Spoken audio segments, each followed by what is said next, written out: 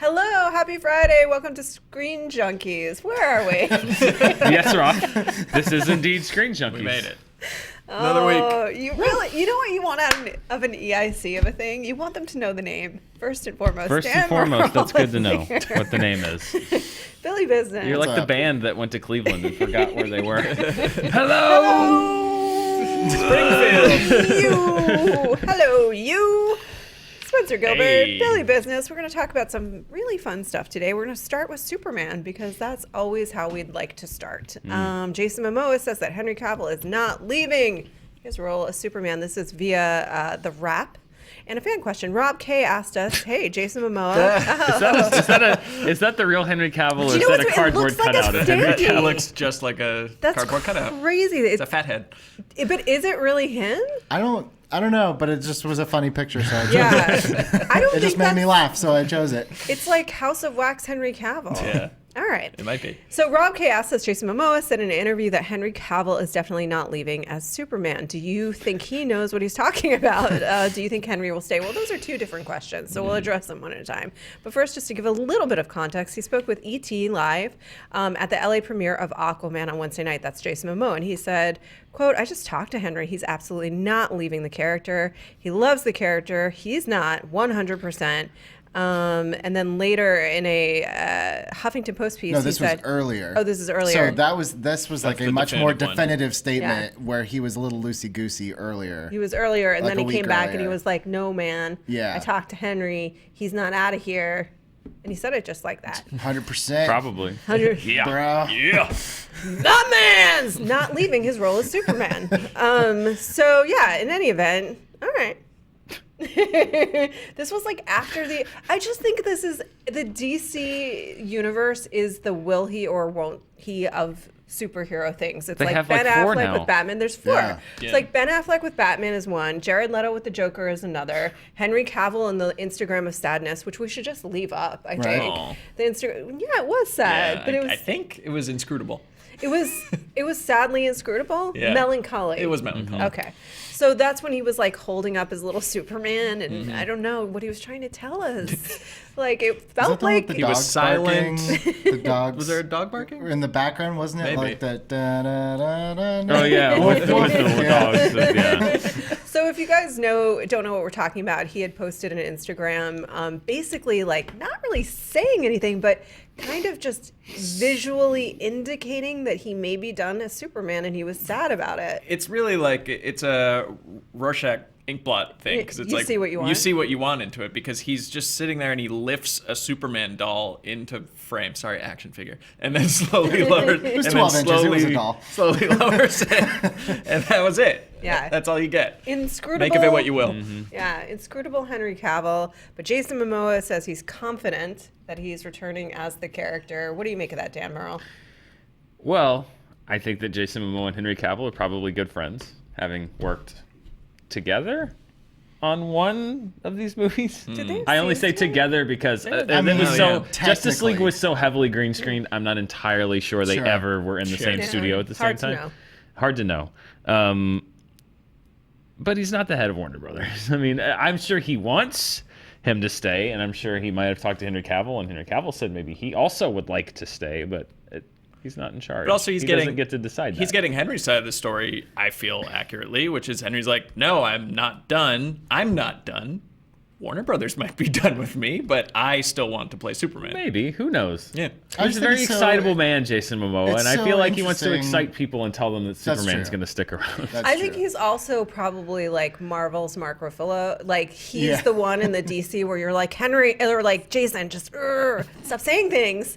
You know, But like I think it's he's so the lead. interesting. He had the very choreographed answer the week before the Huffington Post. Like, look, I had a great time working with them. They want to leave. I understand. They've done a lot. Like, that was like the Jason say this one. Yeah. And then a week later at the premiere to be like, no, never mind. I'm 100% telling. Like, it seems like a very strange, like, it's backwards. I feel like he would have first said no, he's not done. Then we'd be like, Jason, hey, we don't know, so can you not say that? Like, it's weird. Have you seen the video from the premiere? He's out there dancing, like he is like got the trident. Excited. He's done the people We're gonna are live cheering. forever. Yeah, exactly. It's like of course he's gonna be like, hell yeah, man, Justice League sticking around forever. The Cavill ain't going nowhere. Yeah, he's on the red carpet at the premiere of his own So you movie. think It's he's the just most riding on the excited he's hype? ever gonna be. Yeah, he's freaking Aquaman, man. Like this is like the highlight of his life. He's not gonna be like, well, I really think it's up That's to not Warner his Brothers. personality either. Exactly. No, His it's not his personality. So here's, just to give you guys a little bit of context, this is what he first said about the Batman and the Superman.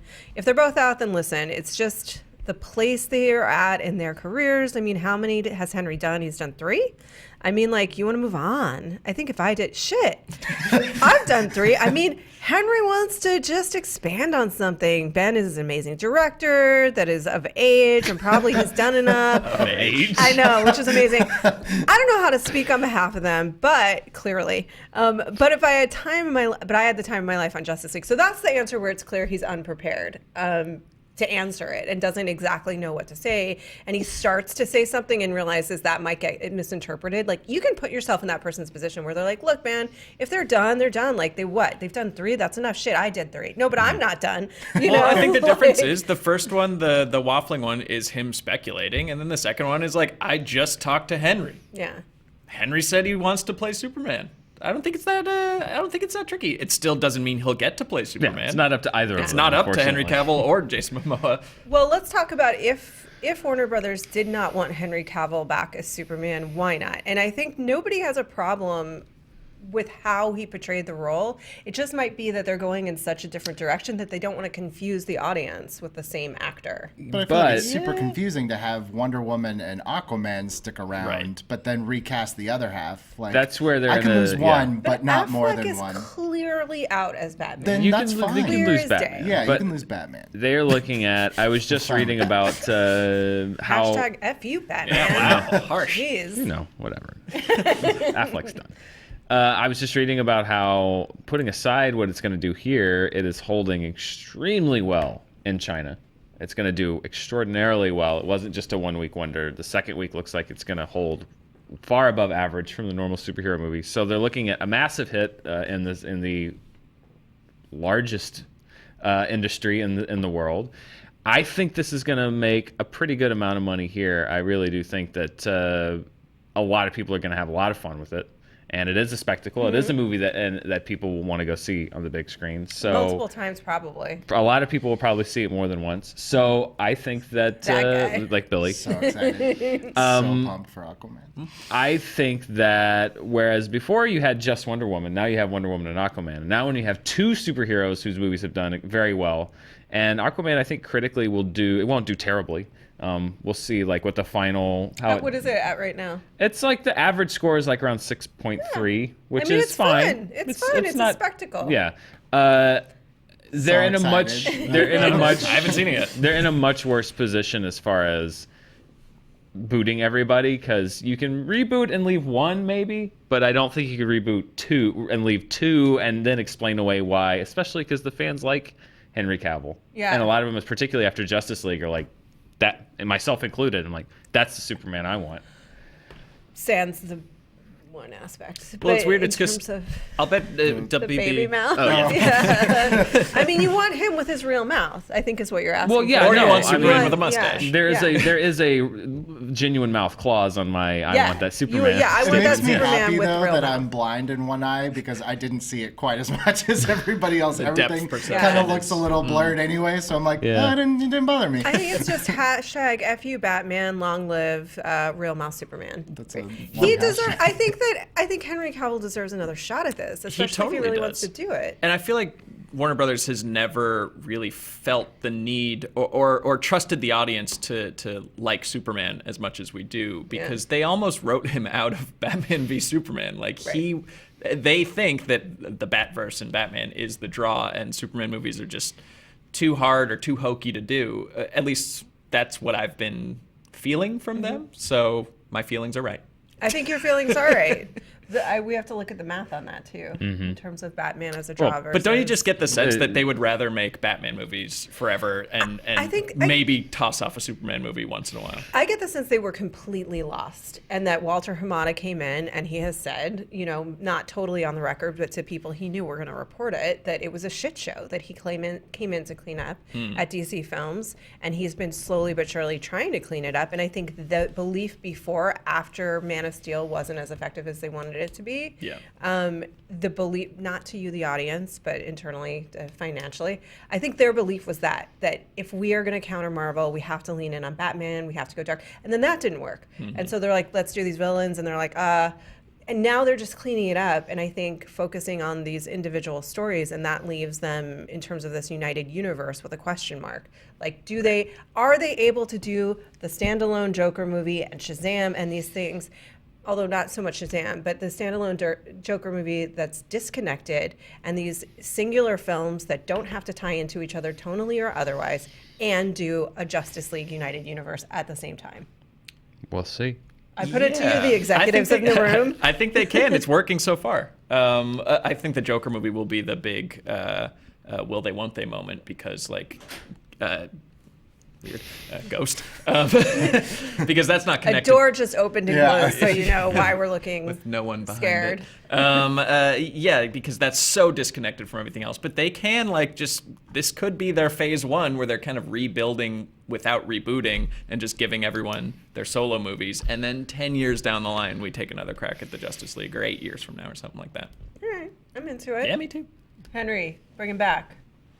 Yeah? I hope so. I mean, Dan, it's on you. I think we all... Give him the material he deserves. Nobody wants it to be on me. Trust me. This week has made that abundantly clear. I want all the movies to be great, and I want them to do whatever is good. I don't want to argue about this anymore. So them making great movies is the quickest way to do it. So I say go do it. Go forth. Cal says, I know you guys didn't have a show on Tuesday. Can you please give a brief reaction to the new Godzilla trailer? It looks amazing! I cannot wait! Monster on monster, yes! Yeah, That's my I think true I think I reaction. echo Roth, where I was like, yeah, oh sick, oh look at that one, oh they got Ghidorah, and then it was over. So that's my trailer reaction. Yeah, what's yours? I'm not a monster movie guy. I don't really like Godzilla. I thought the Kong Island thing was fun. It's just not a genre for me. Skull So Island, god damn it. whatever. Sorry. Look. I'm all the Godzilla and monster fans seem to really be into it. Cool. I hope you guys get an awesome movie. It's just not for me. Wow. Dan? Looks cool. Yeah. Great piece of advertising. Yeah.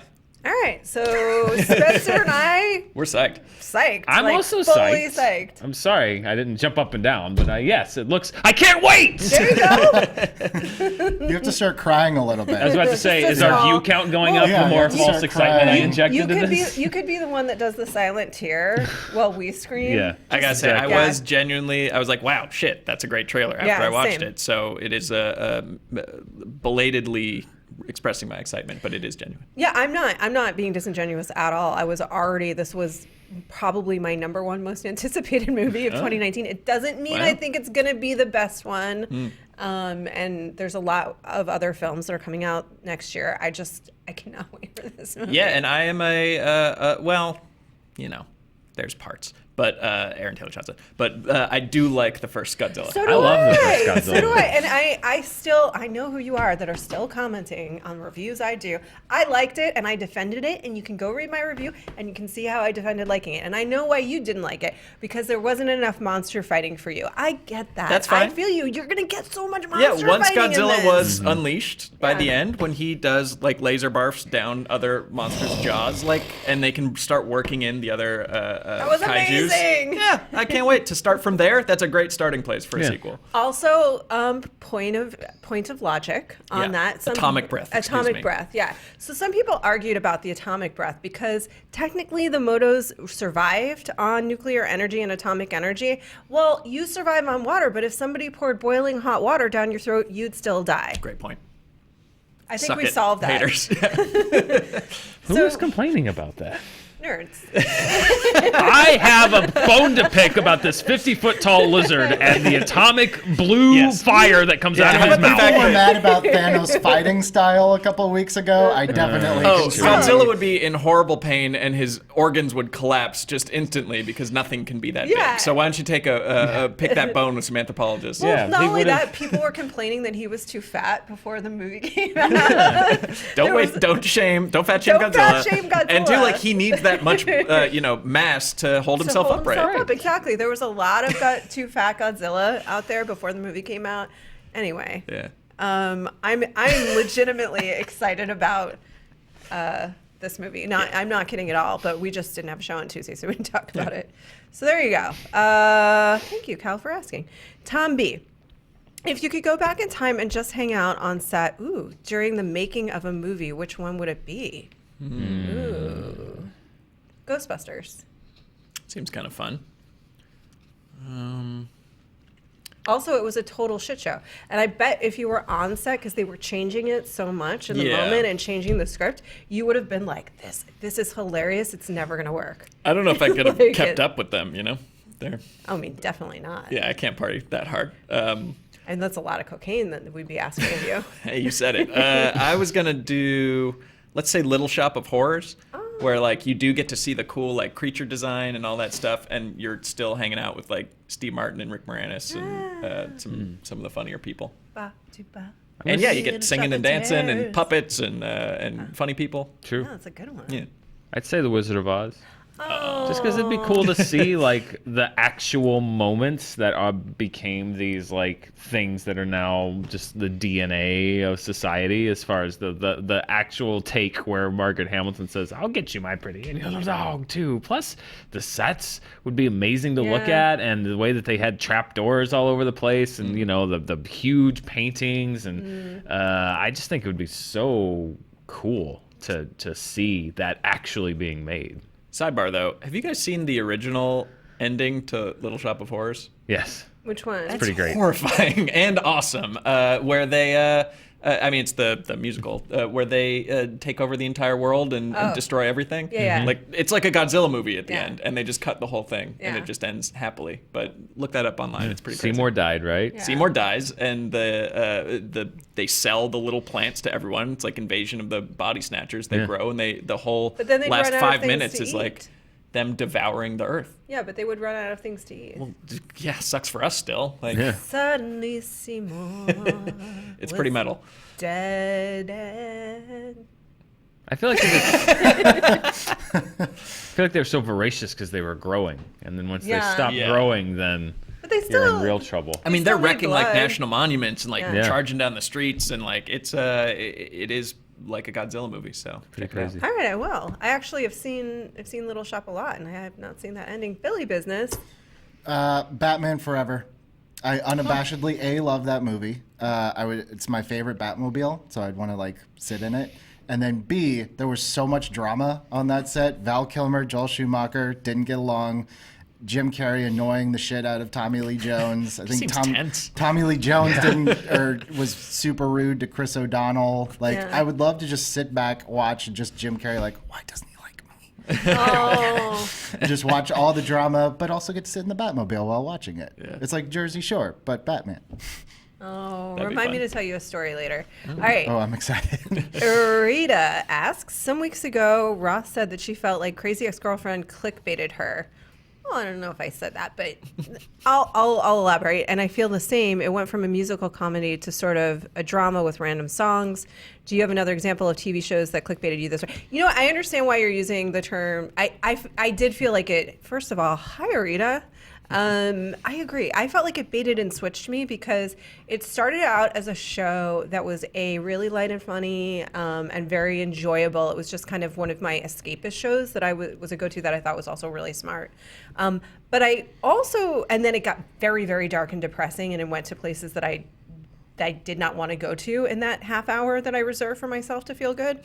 And I only get 1 half hour a day that I reserve for myself to feel any amount of pleasure. So it was important.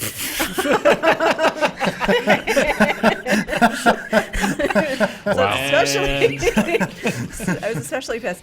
But also, this is where I really was kind of upset creatively because I felt like it was setting us up to unpack the trope of the crazy ex-girlfriend and humanize her. And in the end, she was actually really crazy and like needed help and medication, and not crazy, that's not the right word.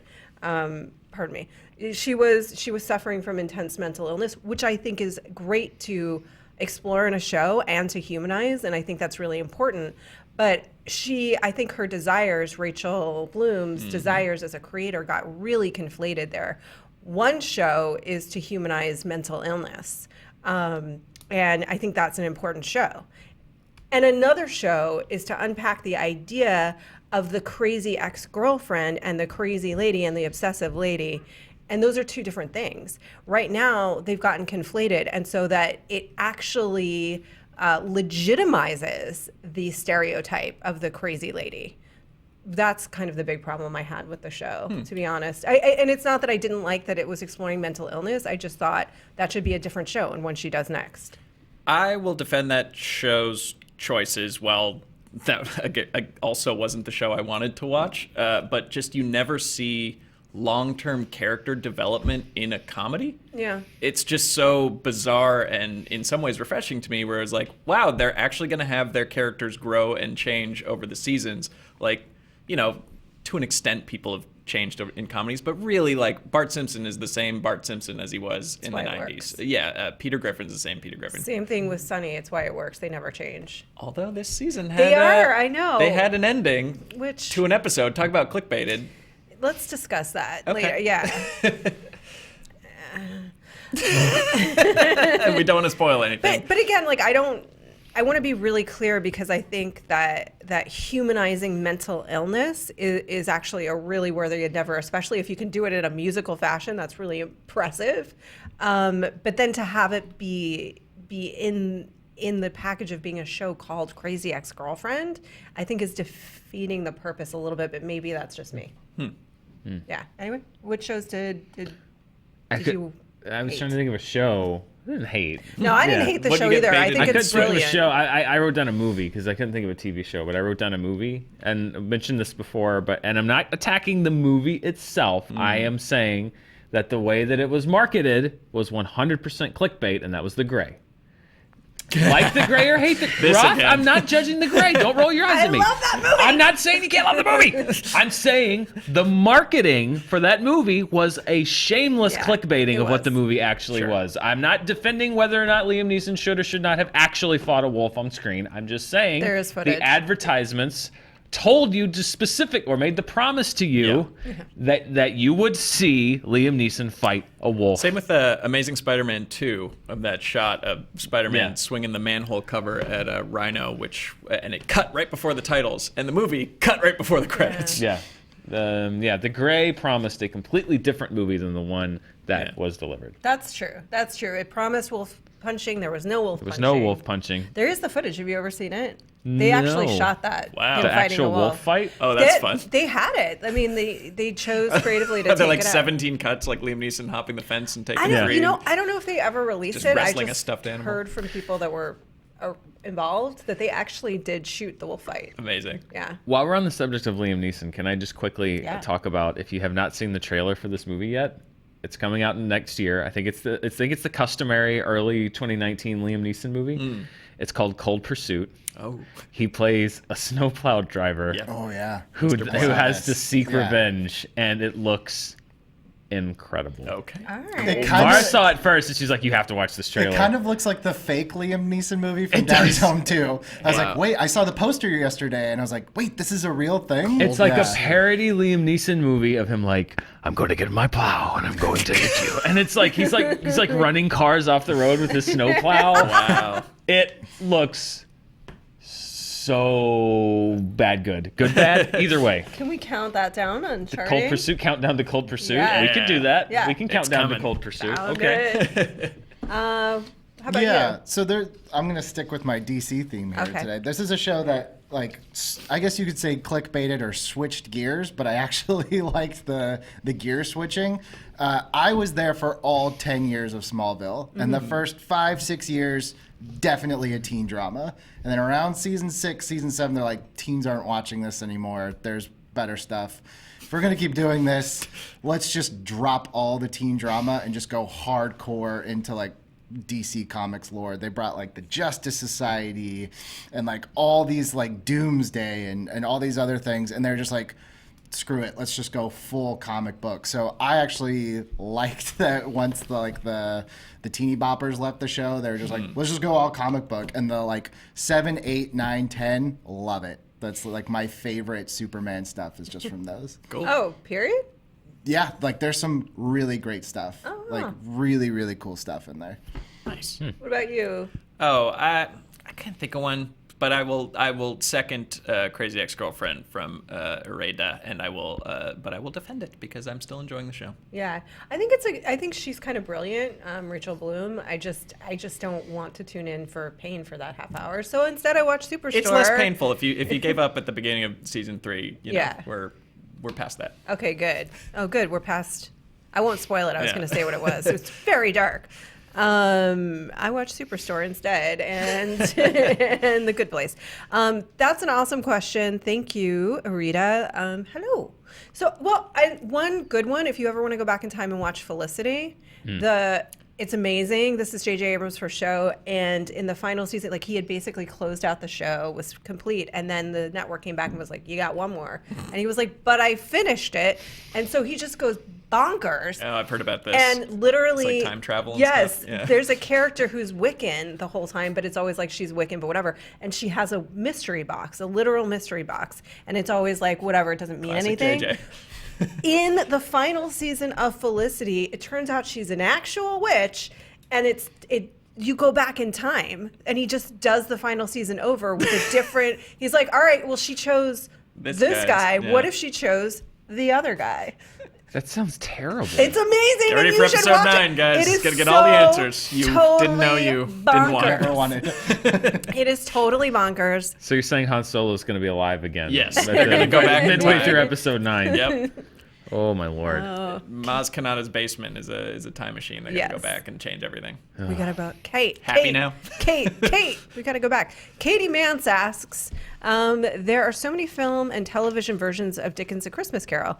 Do you have a favorite version you watch every year during the holidays? Mine's The Muppet Christmas Carol. Oh, that's awesome. Great songs and great performance by Michael Caine. And weirdly, the Mr. Magoo Christmas Carol from TV adaptation. Katie, you know how to Christmas. You guys are going to judge me, but mine is Scrooged. I love Scrooge. Yeah, It's sure. good. It's great. Yeah. Star Trek fan that I am, there's a Patrick Stewart version that was made, I believe, for television many years ago, but that is usually on, and that I love to watch. He's a great Scrooge. He's a great actor. Oh yeah, I've seen that one. I Yeah. like that one. I have 2 that I watch every year.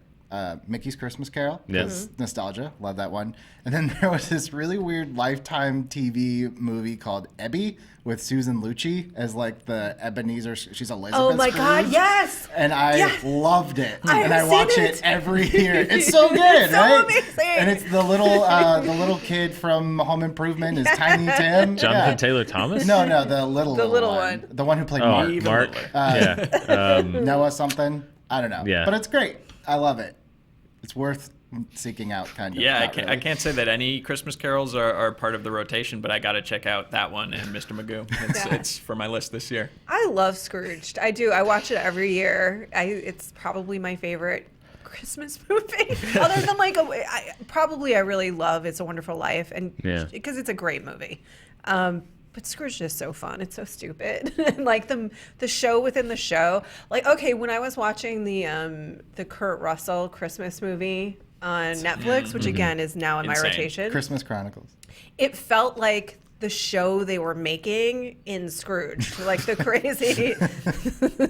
All right, Tian asks, is directing a TV episode different from film? It sort of seems like TV directors are temporary wranglers. The people who know the characters and story best would be the actors, so having different director every other episode would seem kind of jostling on set. Also, how can you tell if an episode is good, bad because of the director, or if it's because of the writing? These are amazing questions. So Yeah. really quickly, directing TV and directing film is very different. And it depends on the film And the the TV TV series, show. yeah. Okay, so speaking very, very, very broadly, the person that has the most creative control over a television show is the showrunner. The showrunner is not the one that is physically directing each episode, though. That is individual directors, and they often are wrangling, unless it's something like, say, a Hannibal, where David Slade, who is a very preeminent director, or great director, I love him, comes in to set the tone for the rest of the series and is working really closely with showrunner Brian Fuller to help set the tone for the rest of the series. Then he probably does have a lot of creative say. Or David Fincher in, say, House of Cards, who came in and with Beau Willimon set the tone, co-produced it that first season, and he directed a couple of the first episodes. So it just depends, but very broadly, a film director has a lot more power and control, unless it's a huge studio movie in which the studio has all the power and control. Yeah, pretty much. Yeah.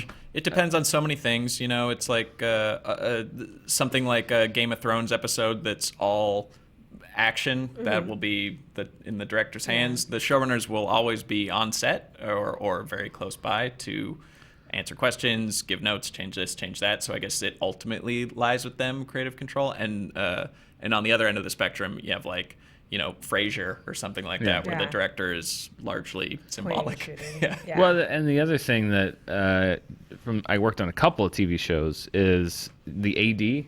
The assistant directors become much more important. A lot of most not I'm going to say most, but a lot of shows have two main ADs, and they kind of work. They flip flop episodes, and a lot of their work is done if you bring in a director, because a lot of directors are producers. So like West Wing, for example, they would bring in some directors, but then they had like 4 or 5 that were just like either producers of the show or were just like, hey, you get every 4th episode. So the actors know them, they know the show, they know how to do everything once you.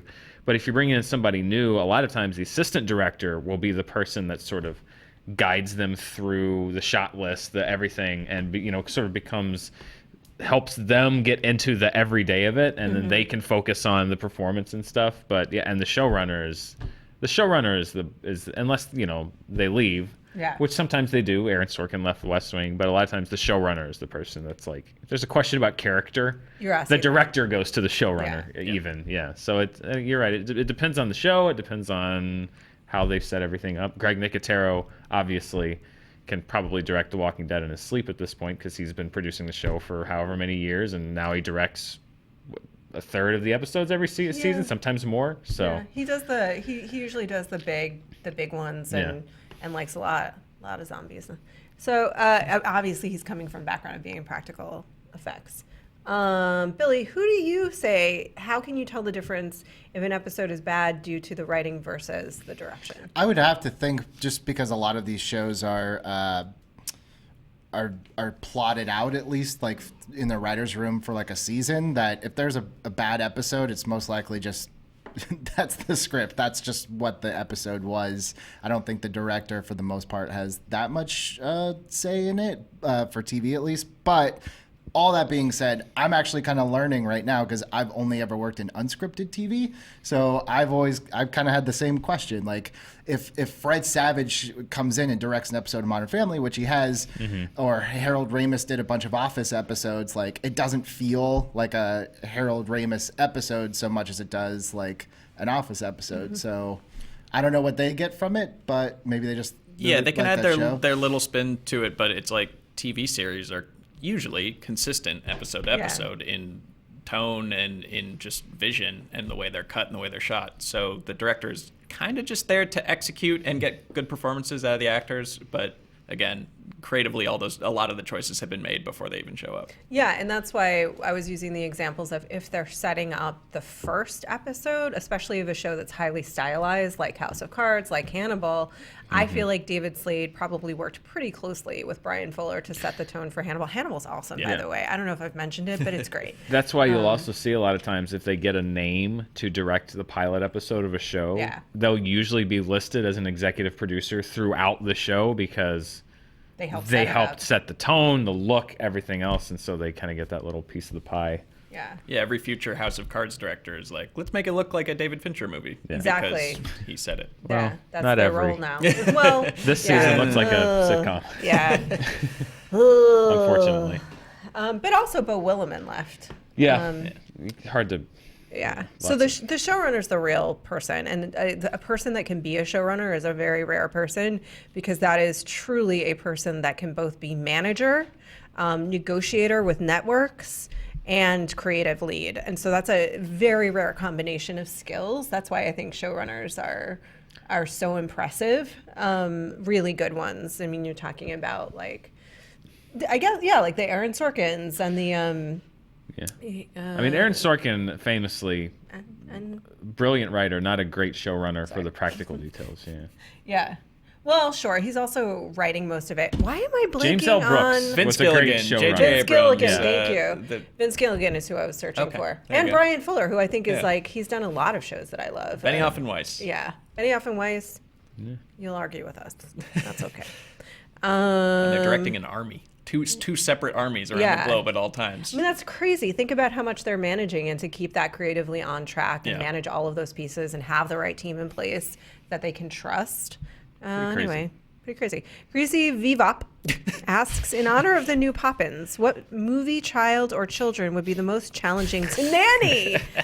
Oh, that's a great, I guess, the Bad Seed? Yeah, right? Damien. Like, or Damien? Damien would be tough. Just like the pure evil ones? The good son would be tough because, you Yeah. think you Yeah. know what you're getting into. But they Bebe's didn't. kids, don't. maybe. Bebe's kids are notoriously difficult to Yeah, wrangle, that would be my choice. especially Tone Loc.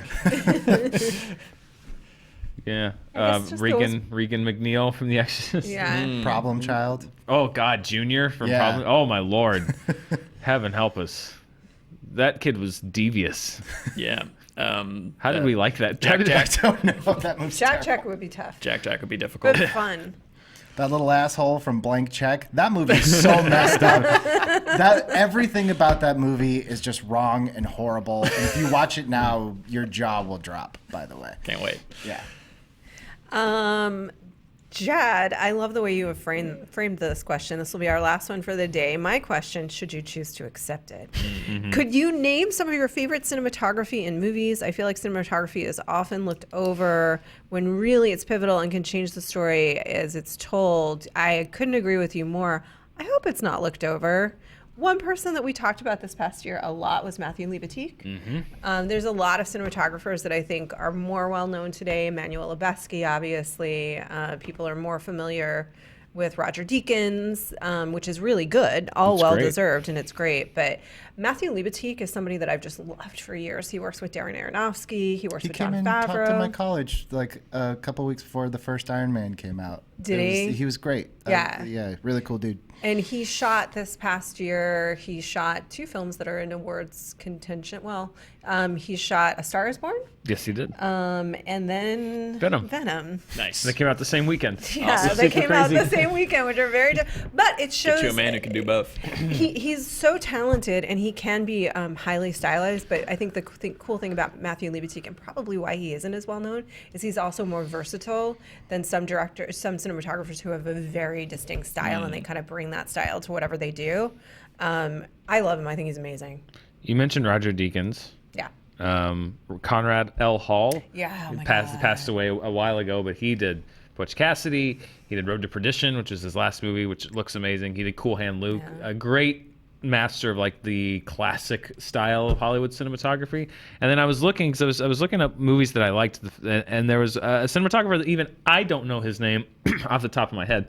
Robert Elswit. He did Nightcrawler. He did There Will Be Blood. He's done a lot of really good movies, but he also does stuff like Skyscraper. Like he's kind of a journeyman, but he's like Skyscraper looked great. Yeah, it did. And he's one of those cinematographers that even I was surprised to see the volume of what he had done, because There Will Be Blood was the one movie that I wanted to recommend, and then I saw all the stuff that he's done. Nightcrawler looks incredible. Like that movie is shot so well. So he is somebody that I would say, like, if you like just the craft of cinematography, check out what movie he's doing and then go see that, because that's kind of a good example of how cinematography can do blockbusters and indies and, P.T. Anderson movies, across the spectrum. A great cinematographer can make a huge difference. Huge. I mean, I think that Lubezki's contributions to The Revenant and to Birdman are cannot be underscored. Though it's largely what made those movies work. Go ahead. I mean, it sucks because I don't even know who does the cinematography on my favorite movies. When I think of visual styles that I like and that are kind of consistent, I think of directors. And if I looked into it, there's probably the same cinematographer doing it. Like, who's Michael Mann's cinematographer? Because I love all of his the look of all of his films, and there's probably some guy doing all the work for him. Yeah, Michael Mann. I know on Collateral it was. Continue. For example, a Michael Mann, or I'm sure Kubrick used the same people repeatedly, or Coppola and stuff like that. These people who are able to make each frame look like art is really them telling somebody what they'd like it to look like and them doing it. So I should look into who these people are and give them the credit they deserve. Yeah. Yeah. Philly Business, who are your favorite? Yeah, I'm kind of ignorant when it comes to like the technical craft of the filmmaking. A lot of times I just watch the movie and absorb, and I don't think about like the actual cinematography. But two of the ones that kind of popped into my mind first were, like you said, There Will Be Blood. I had no idea, but the cinematography in that movie, like it puts me there in a way I can't really describe. But a lot of movies don't make me feel like. Normally I'm watching a movie and I absorb the story, but There Will Be Blood makes me feel like I'm there at that time. And even though the movie isn't my favorite, I really love the way that like Prometheus looked. It looks great. Yeah, Prometheus is just great. gorgeous to look at. Yeah. And the visuals with the soundtrack, you could almost just have like a score only track and just watch the visuals and maybe even get something more out of that movie than with dialogue. Yeah, here's one we didn't. So Collateral was Dion Beebe. Dion Beebe. Who also did Memoirs of a Geisha, 9, Chicago, a number of really great films. So yeah, there's always more to learn about cinematographers. There's one more, sorry, that I just, when you mentioned The Godfather, I wanted to look him up. Gordon Willis, who is very renowned for his dark cinematography. He did all 3 Godfather movies. He did All the President's Men. He did Manhattan. He did Annie Hall. Like, again, these films are celebrated as hallmarks of the 70s, but if you look, guys like Douglas Trumbull and Wilhelm Ziegman, who worked with Spielberg, and so much of the credit that went to them, because those directors who are visionaries, but also so much of the credit of how those movies looked should go also to their cinematographers. You know, I was watching the documentary about Orson Welles on Netflix, which was called You'll Love Me When I'm Dead. You'll Love Me When I'm Dead. And it was interesting because he basically targeted twice DPs. And a lot of times directors do that because it cannot be. It is so important to have the right DP on a film in order for it to the vision to come to life. Even if it really is the director's vision, they have to bring their talents to it. So good question. Thank you. It's almost the weekend, you guys, and we have fun stuff for you to watch, which includes, but is not limited to, we have a Screen Junkies show all about the best villains of the year. Best villains of the year. Tying in with the Fandom 100 list, which came out this week. We picked our top 5 with some honorable mentions. I think it was a fun show. Yeah. A lot of people asking why we didn't put the Ocean Master from Aquaman on the list. The simple reason being, it's not out yet, and we hadn't seen it when we taped the show. No. Yeah. It deserves to be on the list. I assume, having not seen the movie. Yeah. None of us had seen the movie when we filmed this show, and thus I could not speak to Patrick Wilson. Maybe he should. Maybe next year. I don't know. Yeah. Maybe we can retroactively give him. We'll give him an honorable mention right here. Yeah. Well done, sure. Ocean Master. I guess. Ask him that ocean, that's for sure. I actually really like Patrick Wilson in this movie. Who doesn't like Patrick Wilson in anything? I love Patrick Wilson. Great in Fargo. Great in Watchmen. That's his favorite performance, I learned when I spoke with him. Nice. It's Fargo. Because I had to get a Fargo mention in there. Got it. Good talk. Go watch the Villains List. The Fandom 100 is available now on Fandom. We'll have links and things like that. Happy Friday. Happy weekend. We love you guys.